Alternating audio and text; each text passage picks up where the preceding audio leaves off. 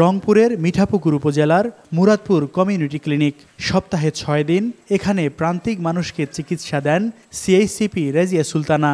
সরকারি প্রতিষ্ঠানটির তালা খোলা থেকে ওষুধ সরবরাহ পর্যন্ত সব কাজ করেন একাই, তবে পান না বেতন।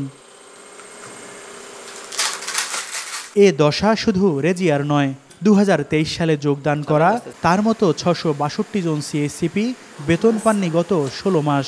তারপরও প্রতিদিন নিয়মিত সেবা দিয়ে যাচ্ছেন। প্রান্তিক মানুষের চিকিৎসা দিয়ে নিজেদের জীবিকা অর্জনের জন্য চলছে অধীর অপেক্ষা। ইন্টার পাশে এখানে নিয়োগ পাইছি, তবে আমাদের অন্যান্য হেলথ সেক্টরের যারা আছে তারা ইন্টার পাশে নিয়োগ পেয়েও অনেক সুযোগ সুবিধা পাইছে, তারা রেভিনিউ খাতে গেছে।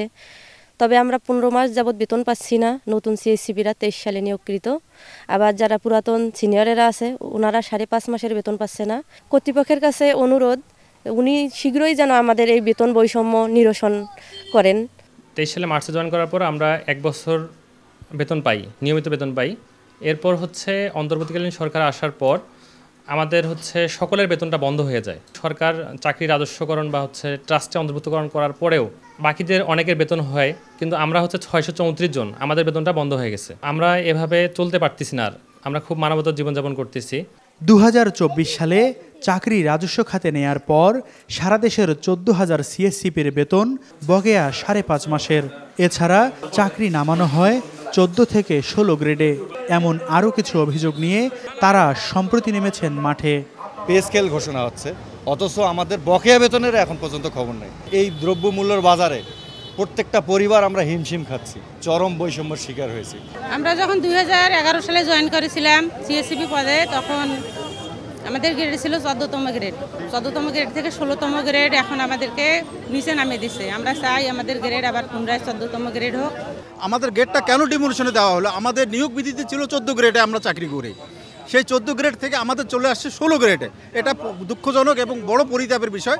আমরা ব্যাংকে যাচ্ছি, বিমাতে যাচ্ছি, যেখানে যাচ্ছি, কোনো লোন চাচ্ছি, বলতেছে আপনাদের প্রবিধান কোথায়? আমি সিএইচসিপি হিসেবে প্রকল্পে চাকরি করছি, এখন আমার সরকারি হয়েছে, সরকারের আমার গেজেট কোথায়? কমিউনিটি ক্লিনিক স্বাস্থ্য সহায়তা ট্রাস্টের এমডি বলছেন, বেতন দিতে কোনো আইনি জটিলতা নেই। বকেয়া পরিশোধে স্বাস্থ্য মন্ত্রণালয়ে এরই মধ্যে পাঠানো হয়েছে চিঠি। আমার অফিস থেকে আমি চিঠি মন্ত্রণালয়ে পাঠাইছি যে এদের এই ৬৬২ জন তো প্রজেক্টে চাকরি করতো, অপারেশনের প্ল্যান বলা হয় ওইটাকে, ওইখানে ১৩,৯২৩ জনের চাকরি আমাকে জনপ্রশাসন অনুমোদন দিছে, অর্থ মন্ত্রণালয় অনুমোদন দিছে এবং আমাদের প্রশাসনিক মন্ত্রণালয় মানে স্বাস্থ্য মন্ত্রণালয় অনুমোদন দিছে। কিন্তু আমার এখানে আমার চেয়ারে যে ভদ্রলোক বসা ছিলেন উনি ভুলবশত ৬৬২ জনকে বাদ দিয়ে সবার চাকরিটা বেতন দিয়ে দেওয়া শুরু করতে। এই ৬৬২ জনকে কেন বেতনটা দেয়নি এটা আজকেও ক্লিয়ার না। আমি চিঠি দিছি যে এই ৬৬২ জনের চাকরি আসলে নিয়মিত হয়েছে এবং তাদেরকে বেতন দেওয়া যাইতে পারে, এতে আইনগত কোনো বাধা নেই। তারপরে মন্ত্রণালয়ের আটকায় রাখছে, ওরা এই প্যাচ ধরতেছে ওই প্যাচ ধরতেছে, এগুলো করলে তো ভাই হবে না। রংপুর বিভাগের ৮ জেলায় কমিউনিটি ক্লিনিক আছে ১,৯০৭টি। মা ও শিশুর চিকিৎসা, ডায়াবেটিক্স, উচ্চ রক্তচাপ সহ বিভিন্ন রোগের ২২ ধরনের ওষুধ মেলে এসব ক্লিনিকে। আমাদের শক্তি হয় না যে রংপুর মেডিকেল বা অন্য কোনো জায়গায় যাতে সমস্যা হয়, তার কারণে আমরা বাড়ির আশেপাশে ক্লিনিক আছে, সেই জন্যে সেখানে আসা যাওয়া করি।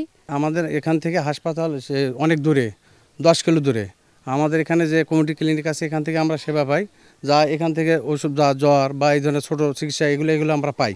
হ্যাঁ, তো এভাবে যদি বন্ধ হয়ে থাকে তাহলে আমরা এখানে আমাদের গ্রাম অঞ্চল, তা আমরা দূরে যাইতে পারবো না, আমাদের কি অবস্থা হবে? মাঠে দাঁড়িয়ে এসব সেবা দিয়ে যাচ্ছেন যারা, তারাই এখন নিজেদের ন্যায্য পাওনা আর সম্মানের অপেক্ষায়। মাহমুদ রাফিন, স্টার নিউজ, রংপুর।